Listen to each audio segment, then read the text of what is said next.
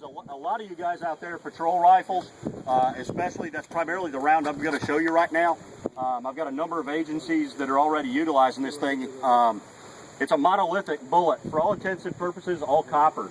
The one thing that we found, though, at Hornady, when we started testing all copper bullets, they make fantastic barrier lead. Phenomenal. They'll lose very little weight retention on auto glass, steel car doors, all of that. But when we started testing all copper bullets, we noticed within 4 or 5 rounds, already so much copper fouling inside the barrels that groups were opening up drastically. So what Steve Hornady challenged our engineers with was find a way to eliminate that. So what we're doing is we're creating an all copper core with an exterior around the bullet similar to what you've got on a lead-based bullet, so we're not getting that copper fouling. What I'm going to do here is I'm going to take a bare gel shot with a 55 grain GMX. It's a 1 in 9 twist gun. It's going to penetrate about 17 inches. Then we're going to move up the auto glass up in front of it. We're going to shoot through that, and that bullet's still going to go 14.5 inches and retain about 45 to 55 grains of weight. The key I like to show this bullet for you guys, for control guys, is lead-based bullets and auto glass don't mix. Typically across the entire face of that gel, you'll see lead fragmentation going anywhere. They retain about 20 to 25 grains of weight. You've got a lot of potential collateral damage. If there's somebody in that car that shouldn't be engaged, that lead fragmentation is going to spray all over that vehicle, and you're getting minimal penetration. Most lead bullets only go about 6 inches into ordnance gel after an auto glass shot on average. So you're going to see about 14.5 inches of penetration on this glass shot and about 45 grains of weight retention here. Where's Richard? I need him to stop talking. I need somebody to place the auto glass. After the first shot.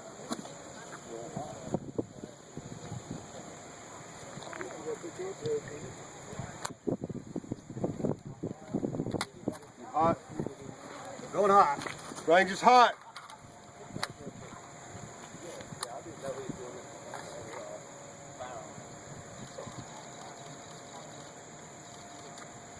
Close.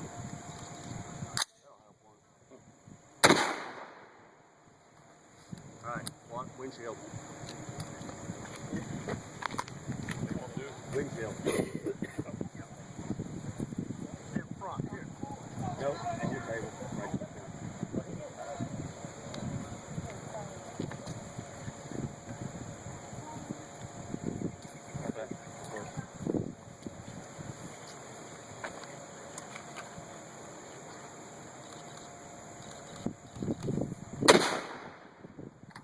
Clear. Clear.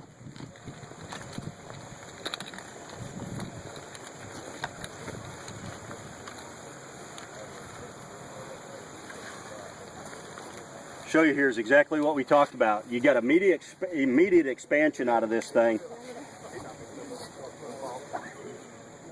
Right at 14, a little over, well, nope, there it is. All the way down here, about 16.5 inches of penetration on the bare gel shot.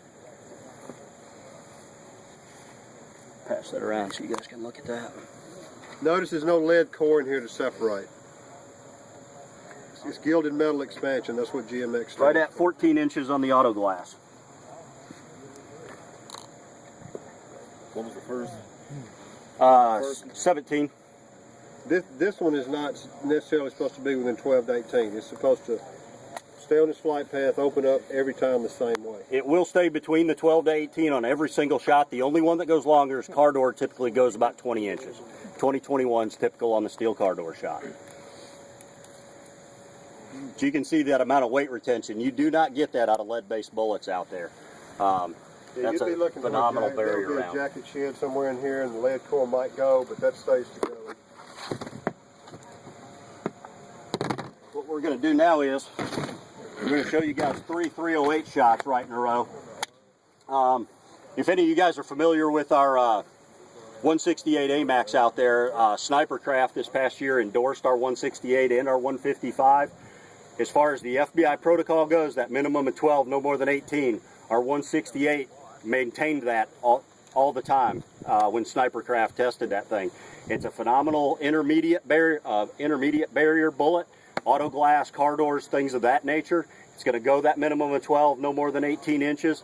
It's not your laminated glass shot. You know, for you guys that have to do laminated glass or teller glass, any of that kind of stuff, we've got a GMX, the similar bullet to what you saw right there. GMX or our 165 Interbond is the ones we recommend for that.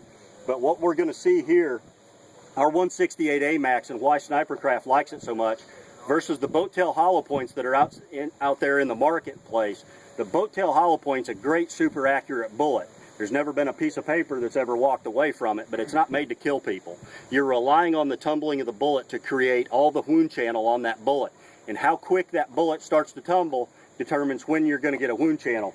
Monday night at my demo down at Mobile at NTOA, the thing went through both blocks, never expanded. Typically, it's going to start tumbling and create a little wound channel in about 6 to 8 inches is fairly typical. That's generally when you start to see it. I'm going to place a second block up here in the front so you guys can see clean wound channels. You're going to see our 168 within a ½ inch inside the target, already stretching out to maximum wound channel potential. We're going to catch that bullet back here in about right around 14 inches. It's going to be mushroomed out about the size of a nickel. The 168 boat tail, and it's why I shoot it down the center. A lot of times, even as wide as this gel block is, because it's the tumbling effect, it can turn right, left, up, down. We had a trooper in Indiana last week, shot a guy a few weeks ago at 72 or 76 yards, hit the guy just below the cheekbone. They found the bullet lodged about 5 inches down into his neck. It just turned and went down. That's all the thing did. The third round I'm going to show you is our 110 Urban. For those of you guys that ever do stadium security, anything like that, we've got the 110 Urban, and a lot of you guys are sitting there thinking 110 grain bullet and a 1 in 10 twist, this ain't going to work. Remember what I told you about our engineering staff. We've got a lot of guys that know a lot about bullets. It's not always grain weight, but the amount of bearing surface that you can put on that bullet has a drastic effect as to how accurate and how stabilized that bullet can be. This bullet, and why a lot of these guys that do security details and stuff like that for snipers like it. Houston SWAT's been using it for about 8 years almost exclusively. We're going to turn that other rifle block sideways, and we won't see anything but maybe a frag come out the back. It's going to stop in about 9.5 inches, but it's going to make a wound channel probably about cut the block literally in half when you see the wound channel on this thing. Down at NTOA yesterday, we had 30 different snipers with their own rifles shoot our 168, the boat tail 168s that they're currently using, and the 110 Urban. There was only 3 guys that had a better group with that the 168 boat tail out of 30 shooters. That's it. And when we shot ballistic gel at 100 yards, our wound channel looked identical at 100 yards as what it did at 10 feet. When we shot the boat tail out to that range, the muzzle velocity slowing down, the bullet still didn't tumble for about 6-7 inches, and it only penetrated 12.5. That was the maximum penetration they got out of that thing. It had already dropped so much with that tumbling effect and energy to get through that target, where we still found our bullet at 14.5 inches, still mushroomed out exactly like a nickel. So we'll go back. We're going to pull another block, put it up in front of this one, and let you guys see those 3 rounds right here on this one.